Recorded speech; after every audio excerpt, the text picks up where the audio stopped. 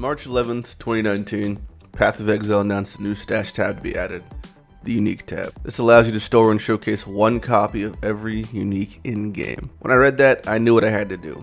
I've set off to obtain every unique in-game in the solo self-found game mode, filling the Unique stash tab completely. This shit will take a long ass time and won't be easy, but I'm always down for a grind. I'm Lighty, and this is all for one. Helmet could be good. There's a couple of really good helmets I could get. That's not bad. Yeah, that's not a bad one for sure. Abyssus. I didn't even consider that, but that's a route to just get retarded melee damage I could go. So I just did Wasteland, got another memory fragment, and also I got something pretty fucking good for a flask. Lion's Roar, which is just a ton of damage in a flask. And mine rolled perfectly. Not that the range is very high, but it did. So I have that. So I just got Vaal's Vision to drop. Not that it's a super rare helmet itself. It's obviously one unique I need for the list, but it has something pretty important for what we're about to show you. So Vaal's Vision, funny helmet, right? It actually becomes, if I drag this over, you'll see this item is used by upgrade pass or event recipes to create the following. I use a Vaal orb on it, and it can become Malachi's Vision, which is the, I guess, flip side of the helm. And the only way to get this is by Vaaling the helmet. Yeah, looks good enough. And let's see. Bam, it actually did it. First try. I actually never got this happen before, so that's pretty exciting. It is one of the ones I'd have to knock off my list that was kind of harder to get. So it's cool that we got that one done. Now I just have to get the original helmet and the Vaal's one back, because I do need both. So after enough Abyss, and this is honestly going to be one of the best ways I'm going to get Breachstones, I finally got 7 obscured cards, which just gets me a Breachstone. I mean, this could be insane. I could get, like, the Chiyula one. Ulnatal, that's actually way better than I thought it was going to be. So I thought it was going to be one of the shit ones. It's actually Ulnatal. So this is actually pretty fucking spicy. I could run this. Hopefully I do it successfully. I just have to kill the rares. And if you didn't know Breachstones, you have, like, a time limit. You have to clear as fast as you fucking can, pretty much. And, the second you hit this, it just starts going. Every time you kill a rare, though, the actual, like, timer goes up significantly longer, so you have to kind of hunt the rares. But Chiyula is like a whole other fucking ball game when it comes to the damage. And the actual experience you get for doing this is pretty insane. So as long as you stay above the timer, you're A-okay. The real question is, can I face tank Ulnatal? I'm pretty sure I can, but I'm gonna for sure go blood for this. You'll see the damage output he has. It can be pretty high, though. Alright, so we're hoping for a unique drop, and if any of them, ideally shield would be the best, but hopefully for any unique drop. Okay, we got boots. That's pretty good, though. So here's the boots, Infinite Pursuit. They have something with bleeding doesn't do damage to you, and whatever chance to be inflicted with bleeding. It's like you want to get bled, but you can use the blessing to upgrade them to Red Trail. Physical damage reduced while stationary, gain a frenzy charge on hit while bleeding, increase movement speed while bleeding, and then just makes you want to bleed. That's basically all it does. So use this plus the necklace that makes you not take bleed damage, and there's kind of a build. We just got something pretty fucking big for us. Ming's Heart. We were talking about this, baby. It's a good one. It's a good thing to get. I don't know if we could make it work with our other ring. Like, I think we need to get lightning res somewhere else, but if we could possibly get that going, bam. If we have 5.5k life with a Ming's, I would feel so much safer. And it's just so much damage we get also, but the fact that we would just get our chaos res, like, not capped, but definitely, like, in the way positive, it'd just be a massive boon to actually pull off. So we'll see if we can make that happen. We're about to get 92 also. So we'll get 92 and then we'll refigure out our gear situation, but that is actually an insane drop for us. We've been trying to get this thing for so long, so it's really good we got it now. Alright, so we got a transportation. This should be enough that I can unlock the Mastermind.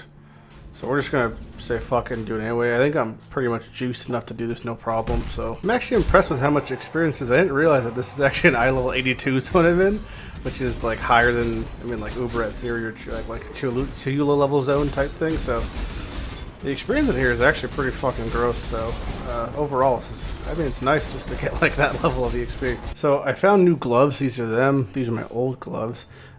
This is my ring, which I want to replace with Ming's, just to fucking recap on what the hell's happening here. Where's my Ming? So there's a 57 becomes 60. Yeah, Ming's is insane.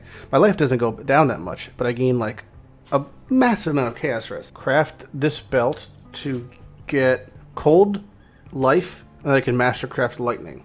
I can't mastercraft the cold. It has to be, I have to actually roll like tier 1 cold in life. Perfect tier 1 life, and I guess perfect tier 2 cold res. So we're going to hope for a good regal. Best case scenario would be chaos resistance. But there's actually like 6 or 7 pretty okay things as long as they hit high tiers. So 1, 2, 3, bam. Flask life recovery rate.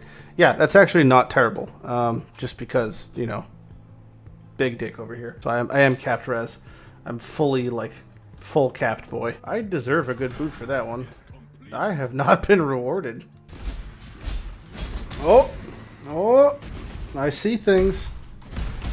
I see things, important things that we were hoping to get.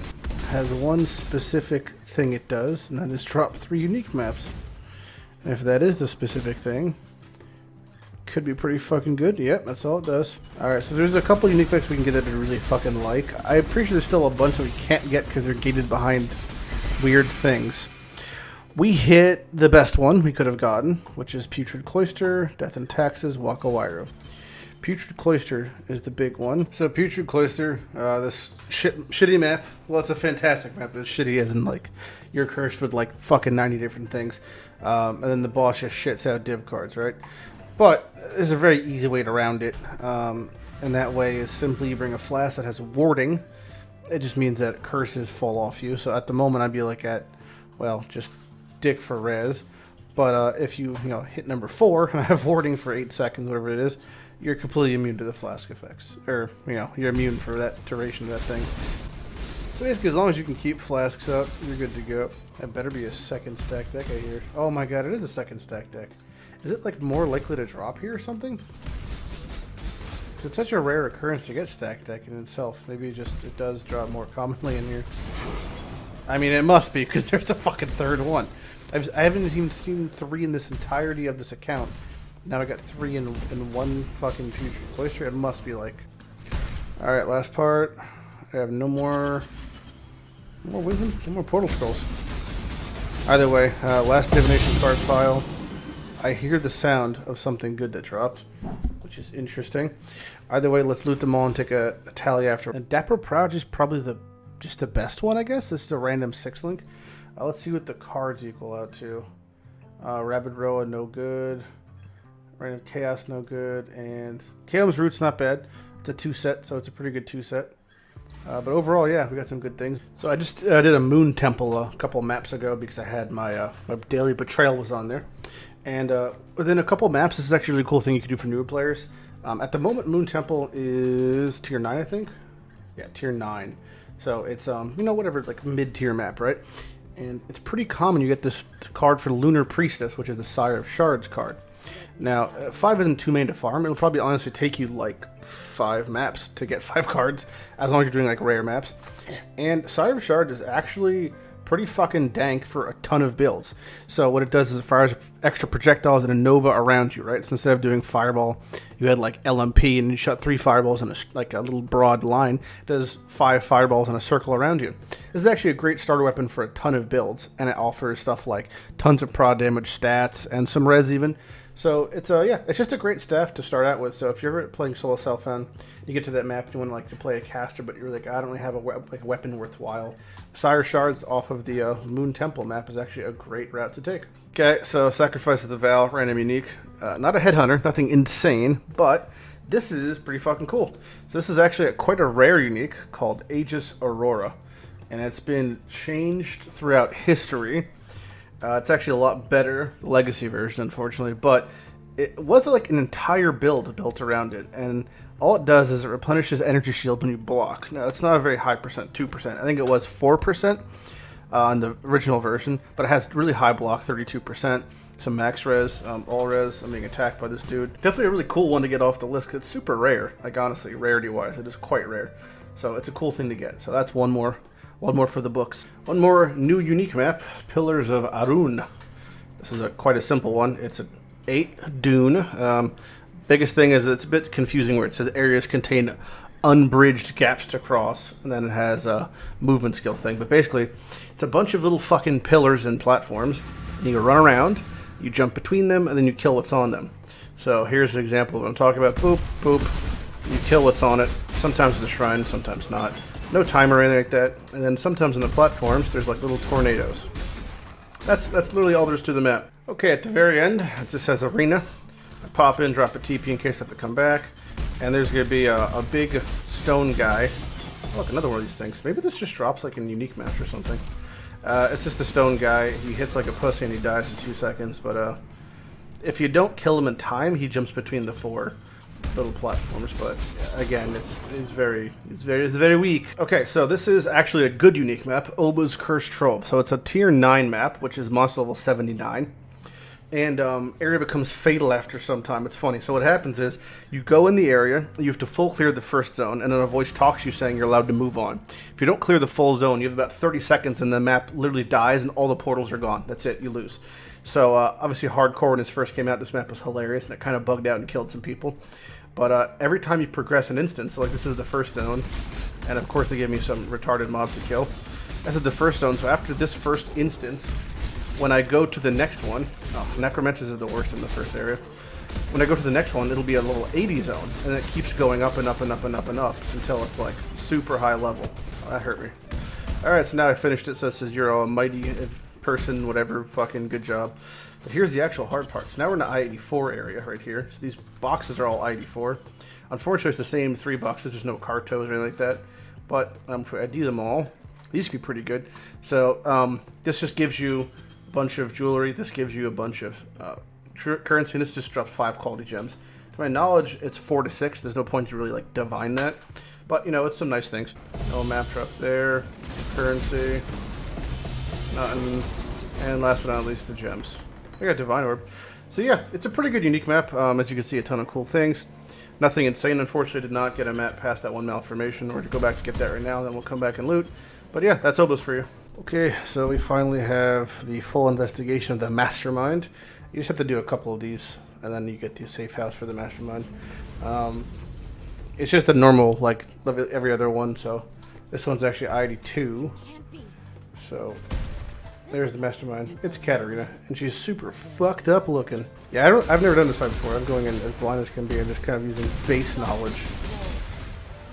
That things flying at me are bad. There's like a totem there. So I kill one of the small dudes and kill kill one of the big ones. Okay, can't do it. I thought I was supposed to do something there. What am I supposed to be doing? Do I just fight Katarina now? She's not taking any damage. I'm like tethered to this thing. I don't know what I'm supposed to be doing. Oh, I stand. No, don't stand there. Okay, so I gotta go there until it finishes blowing up, and then I understand. Arise my children? And then path crashes? Nice. Thank God I'm capped chaos res, holy shit. So I have to avoid the spooky spooks. I mean, like, I'm already down a fucking portal. I'm just gonna keep trying to stand behind her. Not sure what the fuck's happening here. Just avoid the spooky ghost the whole time, because they just one-shot you. Oh, the thing in the middle is doing directional shots. Okay, can I attack her again? This must be the final stretch, though. Holy shit, that took forever. Oh no, it's not done? I can bring your entire order back. Just give me. Oh, she's dead. And there goes all the spooky ghosts. Syndicate crafting bench. Modified item to have 1 to 3 white sockets. Modified item to have 1 to 3 white sockets. What do I want to give 1 to 3 white sockets to? Does it change any of the fucking items? Is it just... I'd rather just risk to see if I can get more. I already has white sockets. Okay, so we'll just do this then. 1 white socket. Okay. Okay, I think we're done here. Let's take a look at the flask actually. Recharges 1 charge when you consume an ignited corpse. Enemies ignited by you during a flask take increased damage, recover life when you kill an enemy that's a flask. Why does it have a mod on it? Well, that was cool at least. So now I gotta go back up to full to get everything reset. Holy shit. I didn't think everything would reset. So doing that resets it completely. So what does this do? Damage taken from hits is leached as 15% of damage taken from hits is leashed as life during flask effect. What does that mean? And the flask will just go in the stash for now. Eventually we'll just, you know, when I do Katarina again, we'll get a new one. But now I know the fight, at least it feels better. Like, I didn't understand the fucking mechanics, but it's an ID2 zone, so it's definitely like high tier, you know? Just a heads up, guys. Next episode is the start of Legion for us. That's when you'll first start to see tons of Legion content from here on. You'll still sporadically see the standard solo self-found character, but most of it will be solo self-found Legion from here on out. So fucking get your dicks ready.